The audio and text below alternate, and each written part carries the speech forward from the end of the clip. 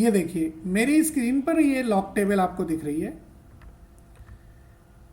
आपने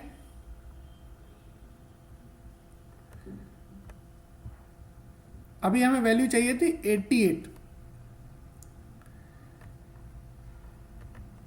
ये देखिए 88 की 8 के नीचे जो वैल्यू आ रही है वो आ रही है 9484। कितनी वैल्यू है? 9484। तो यहां जो वैल्यू आ रही है वो आ रही है 9484। ठीक है। अब लॉग टेबल में ही हम देखेंगे मार्जिनल डिफरेंसेस। तो मार्जिनल डिफरेंसेस यहां पर 1 से लेकर 9 तक के दिए रहते हैं, हमें 8 का ढूंढना है।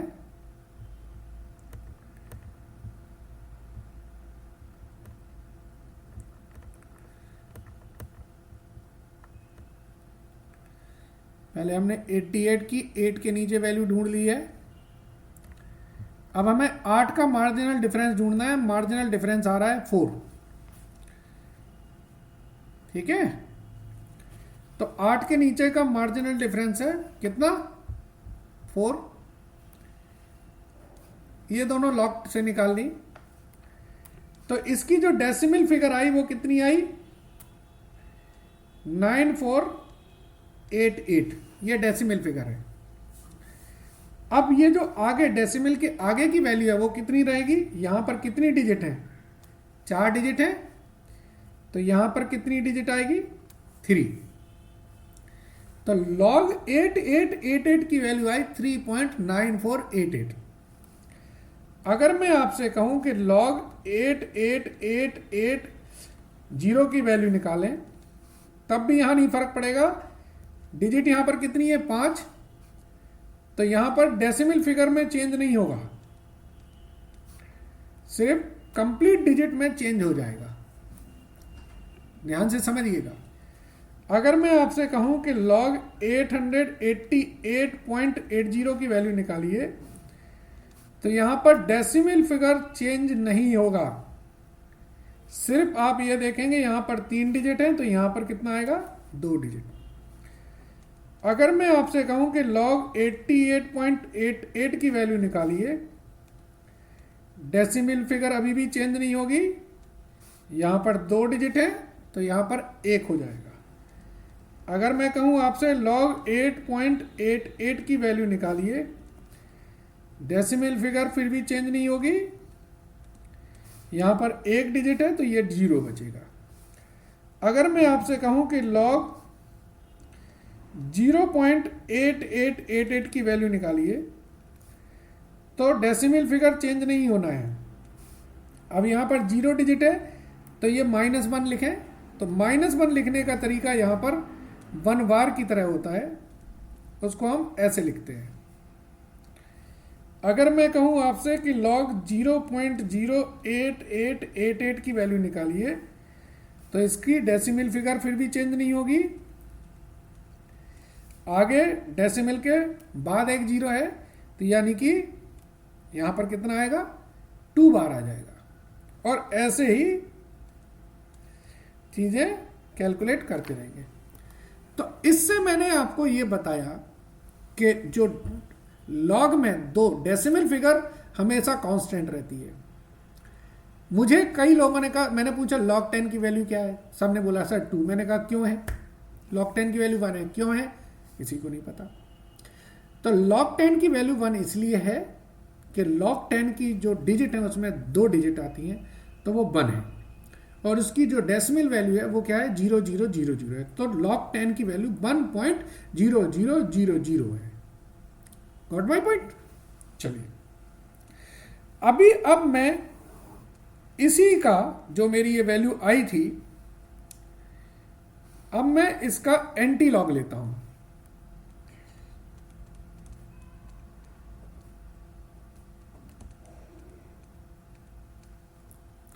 तो इसमें भी वही तरीका है। यहां पर एंटी लॉग टेबल में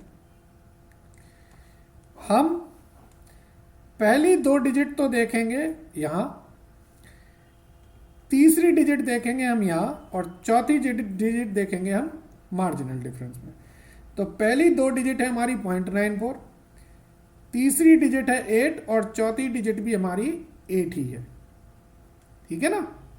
चलिए तो देखते हैं एंटी लॉग टेबल।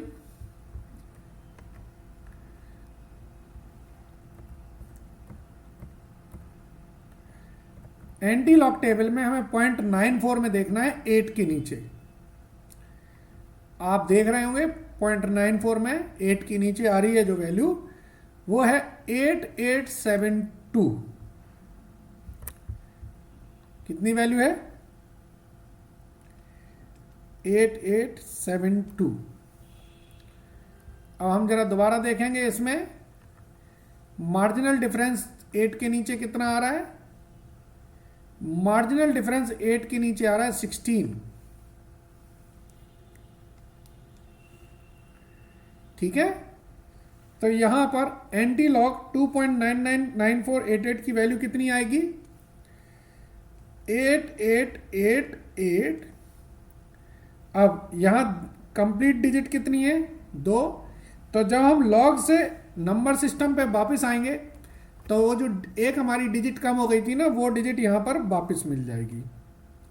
तो डेसिमल कितने अंक बाद लगेगा? 3 डिजिट बाद, यानी कि 888.80 आ जाएगा।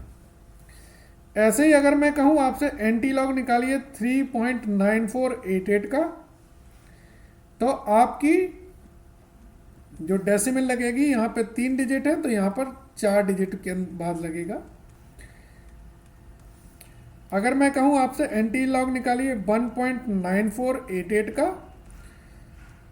तो डेसिमल लगेगा आपका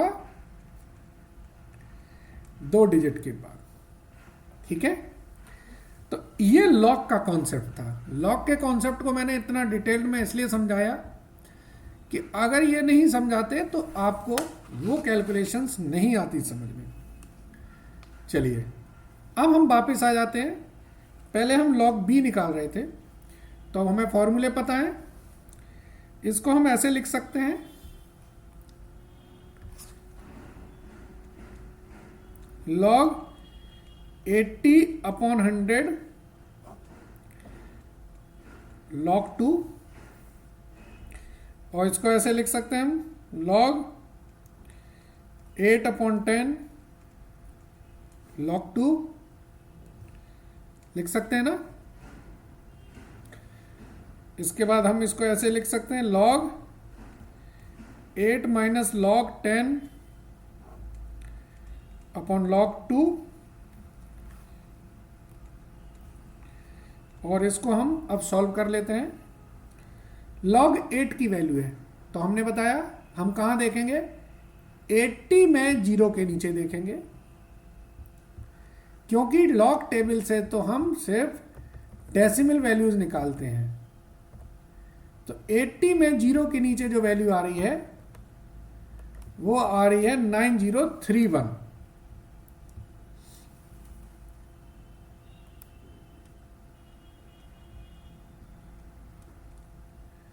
और यहां पर एक डिजिट है तो लॉग वाली वैल्यू में 0 पॉइंट आ जाएगा। -10 की वैल्यू कितनी होती है? 1.0000, और log 2 की वैल्यू भी निकालेंगे तो यह आ जाएगा 0.3010। जब हम इसको सॉल्व करेंगे तो इसकी जो वैल्यू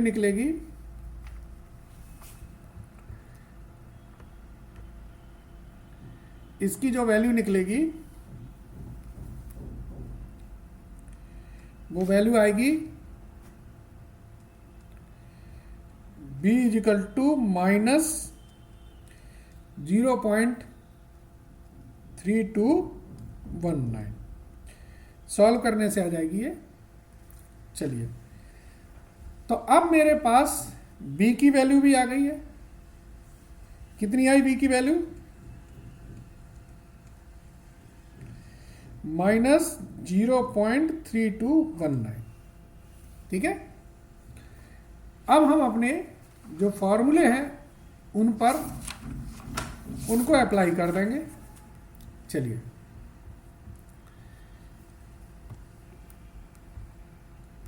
फिर से एक बार हम देखें। हम कर रहे थे P4 में हमारे पास x इज इक्वल टू दिया 3, y इज इक्वल टू निकालना है, a इज इक्वल टू हमारे पास 100 है और b की वैल्यू निकली हमारी 0.3219 एट लर्निंग कर्व 80%।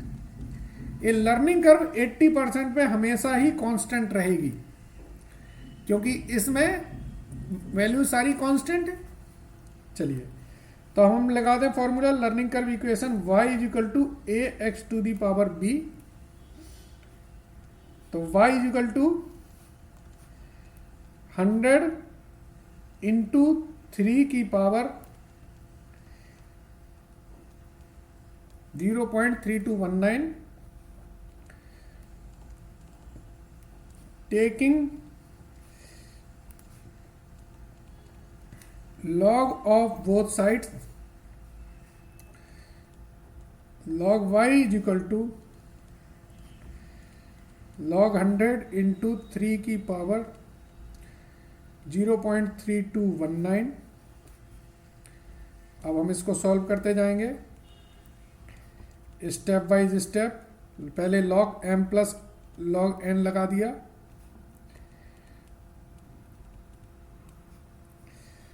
इसके बाद हमने n log m लगा देंगे इसमें पावर वाला।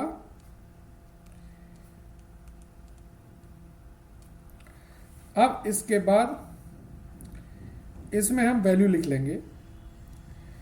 log 100 की वैल्यू आपको पता है 2.000 रहेगी, यहाँ 3 डिजिट है, -03219 और log 3 की वैल्यू आप टेबल से देखेंगे ये 4771 आएगी। ठीक है, इसको सॉल्व करें। एक मिनट कैलकुलेटर ले लूं मैं।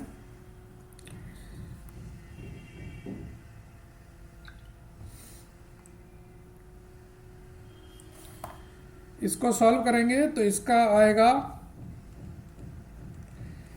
log y is equal to 1.8464। ठीक है, अब हम लिखेंगे taking anti log of both side. तो anti log log y is equal to anti log 1.8464। Anti log table में आप 0.84 में 6 के नीचे देखिए और 4th डिजिट 4 के नीचे देखिए। चलिए एंटी लॉग टेबल निकाल लें।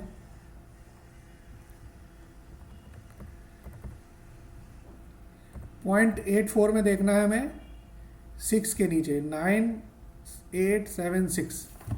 6 के नीचे जो वैल्यू आ रही है वो आ रही है 7015 और 4 के नीचे जो वैल्यू आ रही है वो आ रही है 6। तो ये वैल्यू हम लिख लेंगे।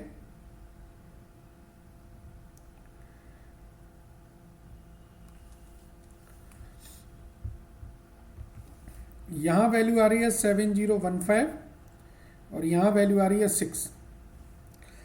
तो y इज इक्वल टू 7021। यहां पर सिंगल डिजिट है तो यहां पर डेसिमल 2 डिजिट के बाद लगेगा। चलिए पुट दिस वैल्यू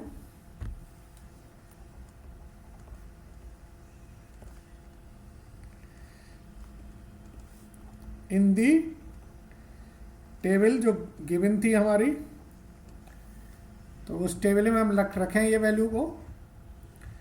मैं इसको ग्रीन कलर से लिख रहा हूं। हमारी कितनी आई थी ये वैल्यू? ये वैल्यू आई मेरी 70.21। तो मल्टीप्लाई करेंगे तो ये वैल्यू आ जाएगी 210.63 इनका डिफरेंस आएगा आपका 50.63 और इनका डिफरेंस आएगा 45.37। एक सेकंड में क्वेश्चन हो गया, एक सेकंड में। जैसे ही हमारी ये मिसिंग फिगर हुई, बाकी सारी कैलकुलेशन ऑटोमेटिकली आ गई। लेकिन ये तब होगा जब आपको कॉन्सेप्ट पता है। तो ये क्वेश्चन आपको दो पर्पज से सिखाया गया। एक तो इसमें लॉग का कॉन्सेप्ट था, दूसरा ये क्वेश्चन में आपको ये भी सिखाना था कि अगर लर्निंग कर्व टेबल में डबल से क्वांटिटी नहीं आ रही है तो हम लर्निंग कर्व इक्वेशन से भी सम को सॉल्व कर सकते हैं। ठीक है, आई थिंक सो आप लोगों को मजा आया होगा।